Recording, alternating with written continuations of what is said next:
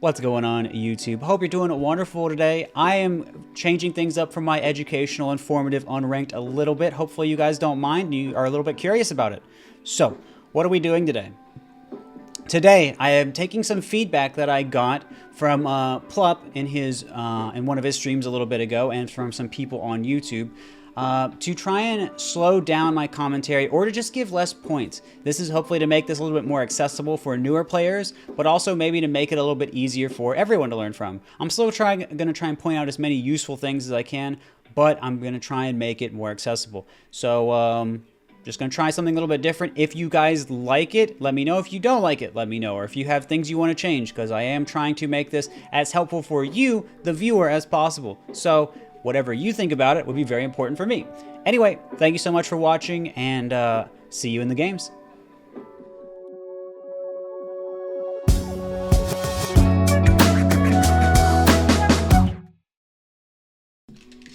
Alright, we're playing Falco Fox on Final Destination. Fox is not going to have platforms to move over lasers, so Falco's going to get to control the bottom area really well.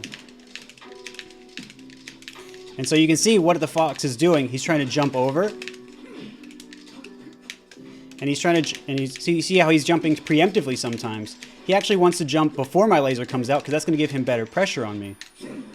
And you can down smash Fox's side B to the edge, so I just want to take advantage of that. Try to encourage Fox to do up B a little bit more, which can give me a little bit more time to react to him and punish.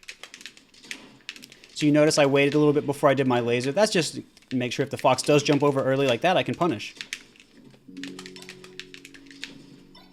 And this is why if you try to rush in with your laser, Fox can jump over early if he reads it and then punish you.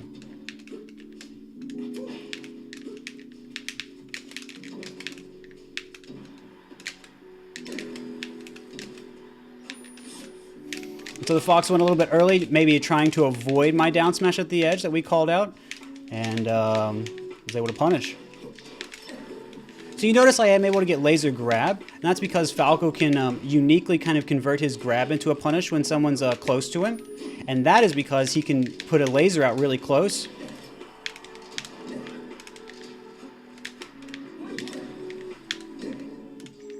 He can put a laser out when they're close, and then what can he do? He can just grab with kind of advantage.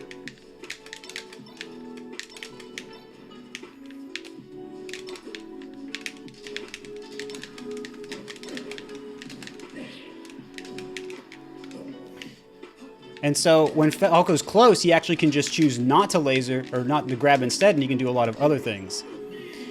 And so on that stage, we also had an easy time with punish because there are no platforms to interrupt punishes. But now we do have platforms on Yoshi's story, so we're going to kind of see how things go. And it's, of course, we also are playing against Falco. Now he's also a fast faller, meaning he will also fall quickly when hit.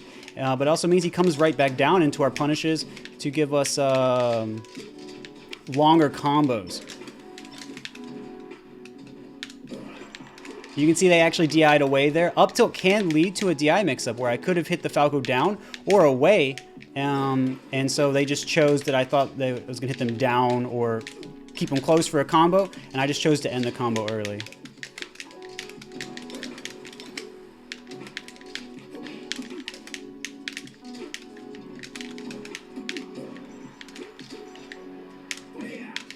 As you can see, I guess I tried to use forward smash to cover a lot of options there. And unfortunately, they went high. Now, going high is going to be the safe option a lot of time. As you can see, they actually, even though I tried to cover it, they actually got their shield out in time. This is the advantage of Falco's short up B, where if you don't go out and hit him, what happens? What happens is Falco actually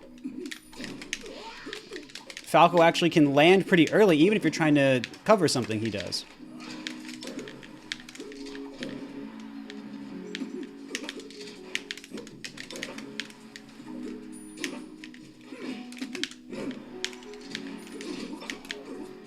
So this person messed up their edge tech. They didn't want to jump from edge like that, but I wasn't ready for it, so I didn't punish it. Oh. And there's a platform kind of interrupting some punishes like we were talking about before.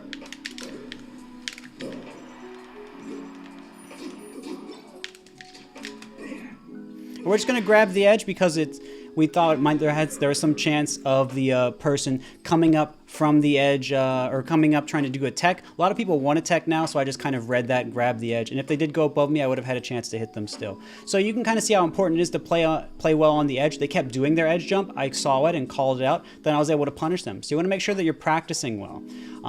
This Falco also was trying to play on platforms a lot, showing you how much they like them and how probably difficult it was for them to play on Final Destination, on FD. Now, what else can we kind of say about these games? We can also kind of say that the Fox was moving at times where they reacted to my laser and when they predicted my laser, which meant changing my timing would be beneficial for me. Sometimes shooting right away is okay if I was ready and set up to beat them out when they came in. Sometimes I'd rather wait. If they're going to come in anyway, I can beat them out. Now, if they're just jumping and waiting, then it would be different. Now against Falco, you can see that his up B worked a little bit differently than Fox's, and so I wasn't always able to get a punish as a result, even when I was calling it out, and so that's why I kind of went for reads a little bit more. Now, if what I could have done is I could have waited for Falco to start his up B and then gone out and hit him, but I did not think I was going to react well enough to do that, and so I didn't go for it. Anyway, GG's to Turbo Chill, and hopefully you guys thought that those games are kind of interesting and you kind of understand why I was going for some of the punishes I did and why I did one of the DI mix-ups I did as well on the top of Yoshi's and the Falco Ditto. Okay, now we are playing against Fox as Falco, and we're on a stage where you can see Fox has plenty of room to avoid laser by going to platform. Oh. And Fox is going to do a great job of taking the edge, because I thought Fox might try to cover me getting on stage, but they did so at the last second, which was really good.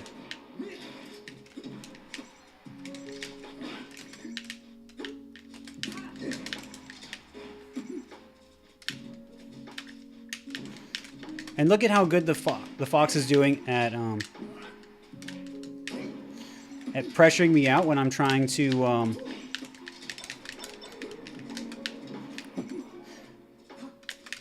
This person takes a lot of time. Now, what is really good about full hop back air as Fox? Full hop back air as Fox not only lets Fox avoid my lasers and avoids my short hop approaches, but can also hit me right after I'm done with them, because Fox can come back down quickly. Oh, weird.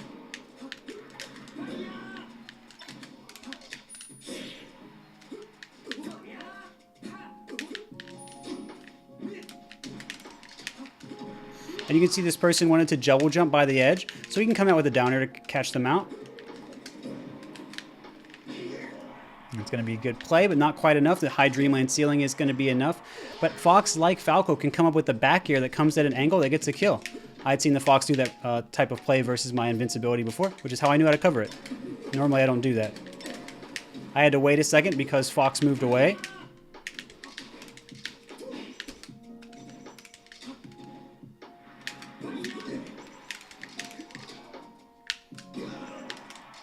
So I noticed this Fox isn't doing really many edge dashes. So what are we doing about that? We're just going to try and punish them when they come straight out.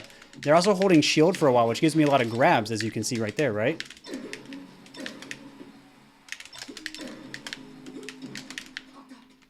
Oops, that was not supposed to be an up tilt. And you can see how they moved away. A lot of people want to catch Falco on his approach or when attacking a platform. And so what I did was I jumped right into him, and then he dash dance grabbed me. So that was a good play. Now we're going to be playing against Sheik. The difference is Sheik is not going to be able to really attack enemies from so many angles like Fox can. But Sheik has really good defense against Falco. And they also have a really good shield grab that we have to remember.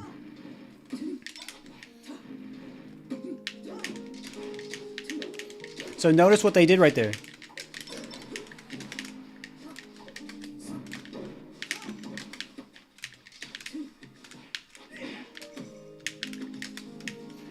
Notice they did a forward air right when they wanted to get out. And what did that allow them to do?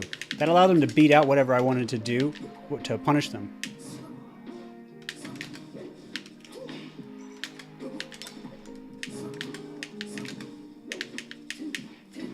Wanted to see if they give me a roll. They did do that before.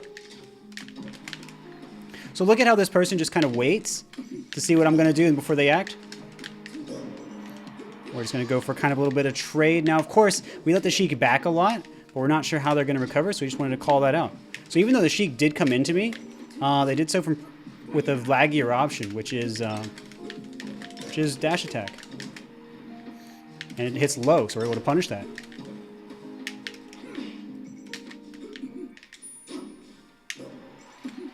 So we held away, so we're not going to get punished. And again, that's the same kind of thing I was telling you about before with dash attack. It just hits lower, so if you jump, you're going to be all right, even at a high percent like I was at. Now, because I got forward tilted and I held in, that comboed into forward air. And so Sheik, when she's close to you at high percent, is going to be able to punish you really well. So notice also, even though I had the percent advantage, because Sheik was so close to me, she can just kind of do moves, and that puts me in a tough spot, right? I'm getting a little bit extra damage in there because I messed up getting my down air out. That's all right. So again, what do we know about this? Attacking Sheik is going to be kind of risky, right? Because she can always shield really safely, as you're seeing there.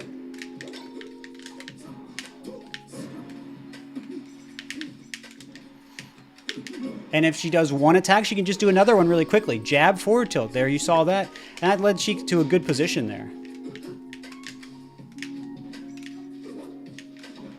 And also something I wanted to show you guys, which is why I was going for some riskier things on the edge guard, is Sheik's beginning of her up B is quite vulnerable. I believe it's about 14 frames. And that's going to be not quite a third of a second, but quite a bit, where Sheik's up B can be hit. And so if you time your back air or your down air well, then you're able to get Sheik hit, and you can actually kill Sheik at an early percent. So notice how Sheik lived to above 100 a lot of times. And I killed Sheik at a mid percent, around 60 or 70. That's a big difference that knowing that information really makes. So if you're trying to get an edge guard, you can shine turnaround down air, or you can just go for a back air. And if you know how to do it in such a way, or threaten it in such a way that the Sheik has to go around it, then she doesn't get a safe up B where she gets to mix up how she gets on stage. So that's really good for you. So knowing how to abuse that fact is very, very helpful for you in edge guarding Sheik. You have to know when you can do it and when you can't, though. Of course, we also talked about how well Sheik can play defensively, how strong her shield is, how good the grab is, and how she can tech chase you. And of course, even if she's doing aerials, she lands with them, they have low lag, and then she's able to put out more moves. And so if you ever find yourself into a close situation with Sheik, if you can try to get a crouch cancel punish, you notice I was able to kind of get out of a situation by using that, or just moving away.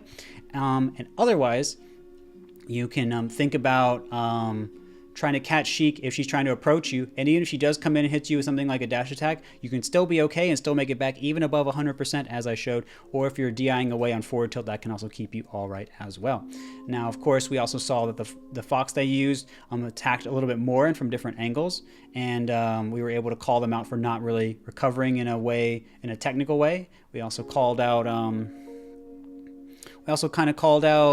a little bit of their DI and a little bit of the way they like to recover. And style is really good for us too, but we also called out how well the Fox was able to move around and kind of break combos and attack from a lot of different angles and use full hop back air on Dreamland, which is a great stage for Fox to move around and uses speed and agility.